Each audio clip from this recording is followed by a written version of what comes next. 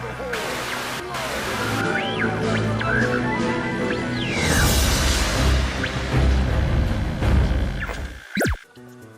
there, welcome to Ted TV. My name is Ted, and today I'm going to give you guys a small tutorial on proper camera angles and character movement in World of Warcraft. There's going to be two segments to this video, a beginner segment and an advanced segment.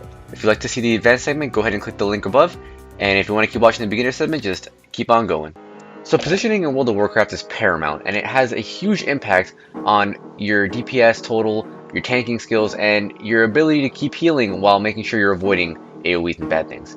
I'm going to give you guys a few tips and tricks on how to make sure we're staying out of fire, staying out of the bad stuff, and we're doing as much possible DPS and uptime on bosses and on players as we possibly can. So the first thing we're going to talk about might be a little bit of a no-brainer, but I have seen a lot of people lose DPS and lose sight of what they're doing because of little mistakes like this. So firstly, I want to make sure that all of you guys are placing your hands on the WASD keys to move. Now, why is this better over the arrow keys? Well, E and Q are used for strafing, and strafing is important, and I'll get into that a little bit later. Your hotkeys 1, 2, 3, 4, and 5 are easily reachable with your middle finger, index finger, and ring finger. So you want to make sure that your hand is right near your hotkey so you can continuously use your abilities without having any downtime. This is where strafing comes in, because you can use E and Q to move directly to the left or directly to the right. And why is this important? Why is this more important than just moving the character? Well, you stay facing your target, so if you want to keep attacking something that's in front of you and move to the left or to the right, you can still strafe without having to turn your entire character and possibly lose DPS because you have to move out of something. Positioning yourself behind the target isn't as hard as it might sound.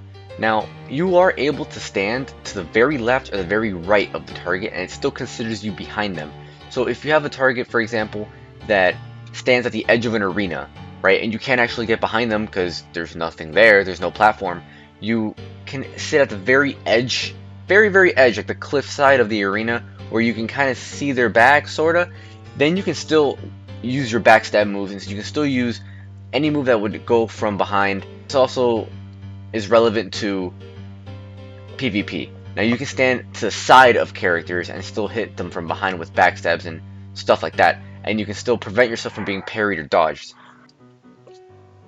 The next thing I want to talk about is your camera angle. Now, something you might want to get used to really early on is having your camera zoomed out as far as you're comfortable with. So why do we do this? It's because we want to make sure we can see all the way around our characters and at the same time see what's in front of us.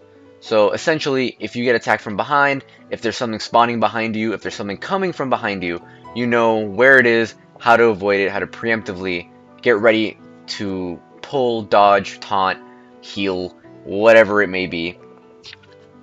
And another thing that we want to make sure that we cover is making sure you learn how to mouse turn. Now, this is something that is a huge issue with most people that I've mentored, is usually that right in the beginning, nobody's comfortable with mouse turning. It feels very awkward, very clunky, and I kind of understand. But the reason it's so important is because you turn faster while holding right click than you do while using A or D.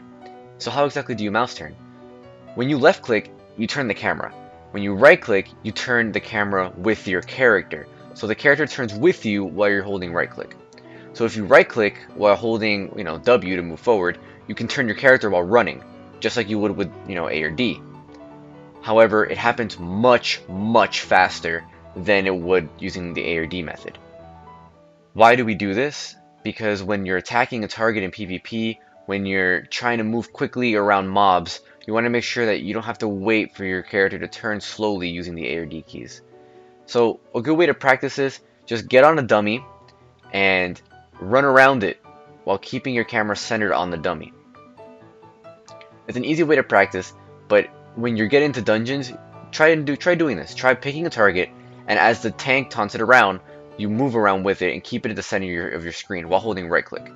It's not really that difficult, it's just very strange at first, very uncomfortable almost. But of course, it depends on how long you've been playing the game and how comfortable you are with trying new methods. So that about wraps up the beginner stuff. Now we're going to move straight into the advanced stuff. So what are we going to be talking about in the advanced stuff? Well, we're going to be talking about only advanced movement. Advanced movement encompasses kiting, shuffling, perfect angles, and a few little other tips and tricks that I've picked up over the years. So, while not completely advanced, because you do learn it as you're leveling up if you're playing a tank, what's really important is learning how to kite. Now I'm going to show you how to kite players and how to kite bosses. Now kiting them both are completely different, because melee cannot kite players the way casters can. But as a tank, kiting becomes very important because you want to make sure you position the boss in the place where the raid has the most optimal and effective form of attacking.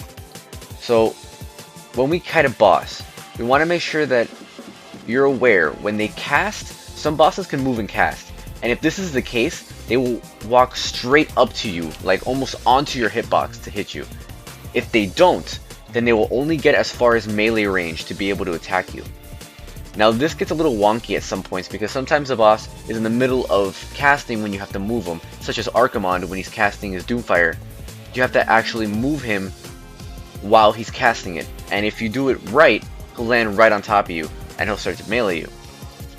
Us as players have very small hitboxes, and the boss's melee range is only as big as a player's melee range, so as you can imagine, they don't really have to be that far to be able to hit you. When it comes to other players, you want to make sure you're in enough range that you can move out of their melee range, just in case they're going to hit you with something strong, they have something ready for you, they're going to hit you with an ambush, they're going to hit you with a heroic strike, and you want to make sure that you're not going to get hit by that.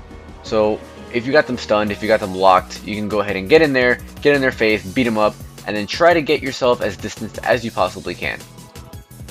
As a caster, it's pretty much self-explanatory. You want to get range, shoot spells at them. When they get close, you move away, run away, use some movement increase, use a teleport, use a blink, use disengage, but depending on your class, use whatever you can to give yourself some distance, give yourself some leeway to attack and cast spells. The next technique we're going to be talking about is called shuffling, and this is when you use your E and Q strafing keys to move around your target and try to shuffle back and forth as much as you can.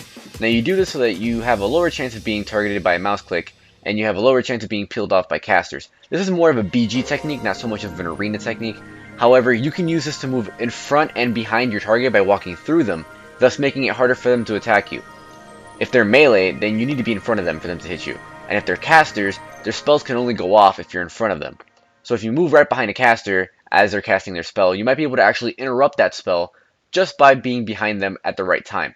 This makes it so that it says on their screen, your target must be in front of you, your target is out of range. So that about wraps it up for my tutorial. I hope you guys enjoyed this video, and I really had fun making this video. I think I'm going to do a lot more of these little tutorials. Hopefully I can reach out to some of the new player base, some of the more experienced player base, and get some good tips and tricks in there. That way we can all become better players together.